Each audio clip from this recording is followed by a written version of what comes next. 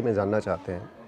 WHO ने इसको एक ग्लोबल थ्रेट घोषित ऑलरेडी कर दिया और हमारे देश में भी इसने दस्तक दे दी है और कुछ 4 पेशेंट्स हमारे देश में आ चुके हैं, जिसमें एक दिल्ली के अंदर भी है।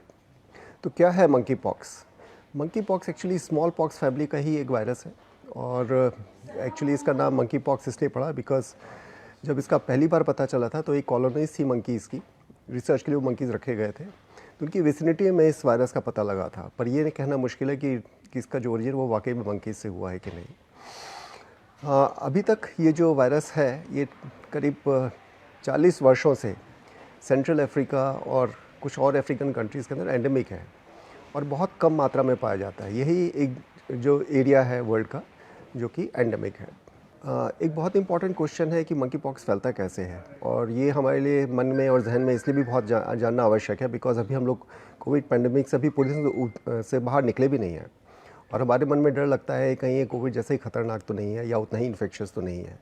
तो इस बारे में आपको बताना चाहता हूँ कि ये कोविड जितना इन्फेक्शस नहीं है बिकॉज ये हवा से नहीं फैलता। कोविड वायरस हवा से फैलता था, ये हवा से नहीं फैलता। इसका जो प्राइम मोड ऑफ स्प्रेड है वो क्लोज कांटेक्ट है, skin to skin contact, intimate contact, उनकी वजह से ज़्यादा फैलने के चांसेस होते हैं। रेस्पिरेटरी ट्रांसमिशन काफ़ी कम होता है अगर आप पेशेंट के कांटेक्ट में रहते हैं कुछ घंटों तक, तभी पॉसिबिलिटी होती है कि ये रेस्पिरेटरी ड्रॉपलेट्स के द्वारा शरीर के अंगों में पहुंच सके। तो जो लोग इन्फेक्टेड पेशेंट्स के कांटेक्ट में आते हैं और उनके अगर इन्फेक्टेड लिनिन है, उनकी बॉडी फ्लूइड्स हैं, जो उनकी इसमें एक बहुत ही कैरेक्टरिस्टिक फीचर होता है कि इसके अंदर इसका स्किन लीजन बनते हैं, तो उसके जो इन्फेक्टेड मटेरियल है उसके जो सिक्रीशंस हैं उसके कांटेक्ट में आने से या जो उनके इन्फेक्टेड लिनिन है पेशेंट के, उसको टच करने से ये स्प्रेड करता है। और दूसरा है कि अगर कोई इन्फेक्टेड एनिमल है जो कि अभी हमारे देश में नोन नहीं है, तो इन्फेक्टेड एनिमल अगर वो काट खाए, उसकी बाइट से, उसके स्क्रैच से हो सकता है, या इन्फेक्टेड मटेरियल के मीट की हैंडलिंग से या उस मीट को खाने से ये हो सकता है, पर अभी वो संभावना नहीं है।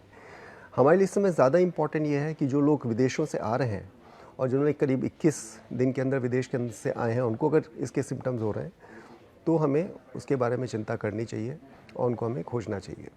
मंकी पॉक्स के सिम्टम्स क्या होते हैं? मंकी पॉक्स एक वायरल इलनेस की तरह है जो कि इसमें बेसिकली स्किन का इन्वॉल्वमेंट ज़्यादा होता है। हमारे कोविड इन्फेक्शन में लंग्स का इन्वॉल्वमेंट, रेस्पिरेटरी ट्रैक्ट का इन्वॉल्वमेंट ज़्यादा हुआ करता है, इसीलिए वो बहुत ज़्यादा खतरनाक होता था।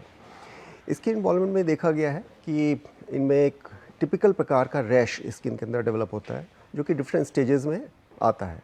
शुरुआत इसकी लाइक एनी वायरल इलनेस के सिम्टम्स की तरह होती है, जैसे कि फीवर होना, बॉडी एक होना, हेडेक होना, वीकनेस आना, ये शुरू के सिम्टम्स होते हैं। उसके बाद ये रैश अपीयर होना शुरू होते हैं जो कि करीब 2 हफ्ते तक ये रैशेज रहते हैं, जो कि डिफरेंट फेज ऑफ इल्यूशन में जाते हैं, जिसमें कभी पहले फ्लैट होता है, फिर थोड़ा सा स्किन के ऊपर रेज हो जाता है, फिर इसके अंदर क्लियर वाटर आ जाता है, उसके बाद फिर इसके अंदर पस बन जाता है और उसके बाद इसके अंदर स्कैबिंग हो जाती है। तो ये रैश कई बार बड़ा पेनफुल होता है और डीप सीटेड होता है, और जब स्कैबिंग होती है उसमें लोगों को काफ़ी इचिंग या खुजली की संभावना रहती है। ये जितने भी पीरियड में ये रैश रहता है, रैश के ऑनसेट से लेकर के रैश के स्कैब के ख़त्म होने तक, उसके बाद नई स्किन आने तक, ये पेशेंट इन्फेक्शियस रहते हैं। तो इन्फेक्टिविटी इनिशियल फेज़ में जब ये पेशेंट एसिम्प्टोमेटिक है उसमें तो बिल्कुल भी नहीं है, जो कि एक बहुत खास बात है। कोविड में ये होता था कि जो एसिम्प्टोमेटिक पेशेंट्स होते थे, जो एसिम्प्टोमेटिक इंडिविजुअल्स होते थे जिनको कोई सिम्टम नहीं होता, वो भी इन्फेक्शन फैला सकते थे, पर इसमें जो लोग एसिम्प्टोमेटिक, जिनको सिम्टम्स नहीं है, वो इन्फेक्शन नहीं फैला सकते। तो एक बहुत बड़ा कारण है इससे ना डरने की वजह से। जब ये नई स्किन आनी शुरू हो जाती है तब ये इन्फेक्टिविटी पीरियड खत्म होता है। आमतौर पे रैश आने के ये 3 हफ्ते तक ये जो पेशेंट होता है वो इन्फेक्शस रहता है और इस बीच में इससे हमें क्लोज कांटेक्ट अवॉइड करना चाहिए। एक बहुत इंपॉर्टेंट जो फीचर है इस रैश का कि इसका जो डिस्ट्रीब्यूशन है वो सेंट्रीफ्यूगल होता है, मेडिकल लैंग्वेज जिसे हम कहते हैं। मतलब ये फेस के ऊपर शुरू होगा, हाथों पे शुरू होगा, पैरों पे शुरू होगा, उसके बाद ये बॉडी के ऊपर आता है। और दूसरी चीज़ जो कि इसमें इंपॉर्टेंट है, जो कि स्मॉल पॉक्स को डिफ्रेंशिएट करती है, वो ये है कि इसके अंदर लिम्फ नोड्स यानी कि गांठें जो होती हैं वो शरीर के अंदर अपीयर हो जाती हैं, जो कि नेक के चारों तरफ होती हैं, फिर ग्रॉइंस में आती हैं और उसके बाद बॉडी में एक्जिला में, यानी जो हमारे आर्म पिट्स है वहाँ पे पाई जाती हैं। तो इस तरह से अगर किसी पेशेंट ने जिसने कि फॉरेन ट्रैवल किया हुआ है विदिन 21 डेज़, उसको अगर फीवर आता है, फिर अगर टिपिकल इस तरह के रैशेज़ आते हैं और अगर उसके लिम्फ नोड एनलार्जमेंट होता है, तो ये बिल्कुल क्लियर कट केस एक मंकी पॉक्स का हो सकता है। आइसोलेशन इन पेशेंट्स का काफ़ी ज़्यादा इंपॉर्टेंट है, पर कितने समय तक इनको आइसोलेट करें, ये एक सवाल उठता है। तो देखा जाता है कि जिस पीरियड के दौरान स्कैब रहता है या जो रैशेज़ रहते हैं उस पीरियड के दौरान इनको आइसोलेट करना होता है। तो ये करीब 3 हफ्ते का टाइम है। तो from the onset of the rashes और स्कैब बनने के बाद उसके झड़ने तक, जब तक कि फ्रेश स्किन नहीं आ जाती है, तब तक ये पेशेंट इन्फेक्शियस रहते हैं। इसलिए उनको उस पूरे पीरियड के दौरान इनको आइसोलेट करके रहना चाहिए और ये अवॉइड करना चाहिए कि किसी और इंसान के कांटेक्ट में ना आए। एक सवाल उठता है, क्या मंकी पॉक्स का ट्रीटमेंट अवेलेबल है? इसका ट्रीटमेंट अभी डेफिनेटिव ट्रीटमेंट तो अभी अवेलेबल नहीं है, पर ये देखा गया है बिकॉज ये स्मॉल पॉक्स फैमिली का है और चूंकि जो एंटीवायरल ड्रग्स स्मॉल पॉक्स के अगेंस्ट अवेलेबल हैं वो इसके अगेंस्ट भी इफेक्टिव हो सकती हैं। और ऑलरेडी CDC ने, जो कि अमेरिकन एजेंसी है, उन्होंने स्मॉल पॉक्स की जो दवाइयाँ हैं वो इसके ट्रीटमेंट में इमरजेंसी यूज़ ऑथराइजेशन के लिए अलाउ कर दिया है ना। क्या सभी लोगों को जिनको मंकी पॉक्स हुआ है उनको स्पेसिफिक ट्रीटमेंट की जरूरत है? ऐसा नहीं है। ट्रीटमेंट बेसिकली सपोर्टिव होता है, उनके फीवर का, उनके हाइड्रेशन का, उनके जो सिम्टम्स हैं, इचिंग है, पेन्स हैं, उनका ट्रीटमेंट ही इंपॉर्टेंट होता है। विटामिन देना, अच्छी डाइट देना, यही मेन ट्रीटमेंट है। पर कुछ लोग जिन लोगों की सीवियर डिजीज़ होती है, जिनमें कॉम्प्लिकेशंस हो जाते हैं, जैसे निमोनिया हो गया, एनकेफेलाइटिस हो गई, गैस्ट्रोएंटेराइटिस हो गई, डिहाइड्रेशन हो गया, या सेकेंडरी बैक्टीरियल इन्फेक्शन हो गया, या सेप्सिस पे चले गए, शॉक पे चले गए, ऑर्गन फेलियर, उन लोगों में स्पेसिफिक ट्रीटमेंट की ज़रूरत पड़ सकती है। तो उसके लिए दवाइयाँ उपलब्ध हैं और वो इसमें ऐसा माना जाता है कि वो काफ़ी कारगर हो सकती है। एक बहुत इंपॉर्टेंट क्वेश्चन है कि कुछ लोगों को सीरियस बीमारी हो सकती है मंकी पॉक्स से। जैसे ही हमने डिस्कस किया है कि जनरली माइल्ड बीमारी होती है, पर कुछ लोगों को सीवियर डिजीज़ होती है, जो कि लोग इम्यूनो कॉम्प्रोमाइज्ड हैं, जो कि कैंसर ट्रीटमेंट के ऊपर हैं, या जिन लोगों के ऑर्गन डिसफंक्शन है, जैसे लीवर की प्रॉब्लम है, किडनी की प्रॉब्लम है, हार्ट फेलियर्स की प्रॉब्लम है, वो लोग at high risk of severe disease हैं। इसके अलावा ये देखा गया है बच्चे जिनकी उम्र 8 साल से कम है, उनमें सीवियर डिजीज़ हो सकती है। तीसरी चीज़ ये भी देखा गया है कि प्रेग्नेंट वीमेन के अंदर भी सीवियर डिजीज़ होने की संभावना रहती है। और जिन लोगों को पहले से स्किन की प्रॉब्लम रही है, एक्जिमेटस डिजीज़ रही है और सीवियर स्किन एक्सफोलिएशन जिनमें रहा गया है, उनमें भी देखा जाता है कि एक सीवियर डिजीज़ हो सकती है। तो इन लोगों को काफ़ी एहतियातन बरतनी चाहिए और कोशिश करनी चाहिए किसी भी प्रकार से ये लोग अपने को इन्फेक्ट ना करें। अत्यधिक महत्वपूर्ण क्वेश्चन है कि क्या हम अपने को मंकी पॉक्स से बचा सकते हैं? हाँ, बिल्कुल बचा सकते हैं। और इसमें सबसे ज़्यादा इम्पॉर्टेंट ये है कि जो लोग विदेशों से गए हैं वो अपने में संयम रखें, कोई क्लोज़ कांटेक्ट किसी से ना रखें, इंटीमेट कांटेक्ट ना रखें। और अगर कहीं पे कोई क्लस्टर ऑफ इन्फेक्शन है जहाँ पे मंकी पॉक्स ज़्यादा पाया गया, वहाँ पे उस एरिया को विजिट ना करें और किसी ऐसे नोन पेशेंट के कांटेक्ट में ना आए। ये बहुत ज़्यादा इंपॉर्टेंट है बिकॉज अभी हमारे देश में मंकी पॉक्स पूरी तरह से आया नहीं है। यही लोग विदेशों से इस इन्फेक्शन लाएंगे और हमारे देश में मंकी पॉक्स एंडेमिक भी नहीं है। तो अभी हमारे यहाँ कोई भी रीज़न नहीं है कि इन्फेक्शन आपस में फैल सके।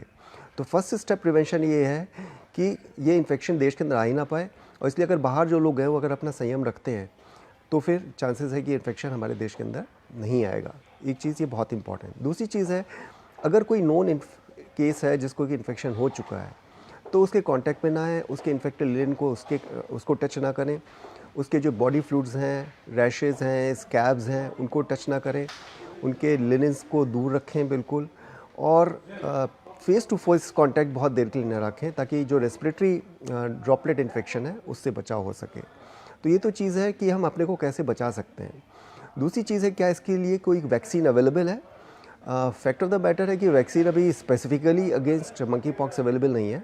एक क्वेश्चन ये है कि क्या इस मंकी पॉक्स के अगेंस्ट वैक्सीन अवेलेबल है? आंसर है कि नहीं अवेलेबल है। पर चूंकि ये स्मॉल पॉक्स फैमिली का है और इसलिए पाया गया है कि जो वैक्सीन स्मॉल पॉक्स के अगेंस्ट अवेलेबल है वो इसका अगेंस्ट यूज़ की जा सकती है और इसके लिए ऑलरेडी CDC ने ऑथराइजेशन दे दिया है। एक इम्पॉर्टेंट चीज़ ये भी है कि जो लोग स्मॉल पॉक्स जिन लोगों को पहले हो चुका है या जिन लोगों ने बचपन में स्मॉल पॉक्स वैक्सीनेशन लिया हुआ है, तो मोस्ट लाइकली चांसेस ये हैं कि मोर देन 80-85% चांस हैं कि उन लोगों को मंकी पॉक्स का इन्फेक्शन नहीं होगा। वैक्सीन की ज़रूरत कुछ लोगों को पड़ सकती है जो लोग इन्फेक्ट हो चुके हैं, क्लोज कॉन्टैक्ट में आ चुके हैं किसी नॉन पेशेंट के।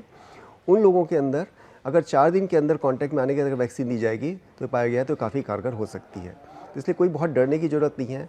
वैक्सीनेशन अवेलेबल है, ये उतना ज़्यादा इन्फेक्शियस नहीं है जितना कि कोविड इन्फेक्शन हुआ करता था। जनरली इसमें स्किन डिजीज़ होती है, रेस्पिरेटरी डिजीज़ नहीं होती, इसलिए लाइकली टू बी कि ये माइल्ड डिजीज़ ही रहेगी और लीथल या कॉम्प्लिकेटेड डिजीज़ होने की संभावना कम ही रहेगी। इसलिए पैनिक होने की ज़रूरत नहीं है, परंतु हमें एहतियातन और जो सावधानियाँ हैं उनको बरतना होगा। एक लोगों के मन में भय है कि आप मंकी पॉक्स आने से दोबारा हमारे देश में लॉकडाउन लगेगा, तो मेरा इस बारे में कहना है कि संभावना ना के बराबर है, बिकॉज ये उतना इन्फेक्शियस नहीं है। जनरली माइल्ड डिजीज़ होती है, इसमें रेस्पिरेटरी इन्फेक्शन होने के चांसेस बहुत कम है, इसलिए लॉकडाउन या तेज़ी से इसके स्प्रेड होने के चांसेस बहुत कम है। पर लाइक एनी वायरल इलनेस हमें बहुत सावधानियाँ बरतनी होगी और इसको बहुत ही सीरियसली लेना होगा। Thank you.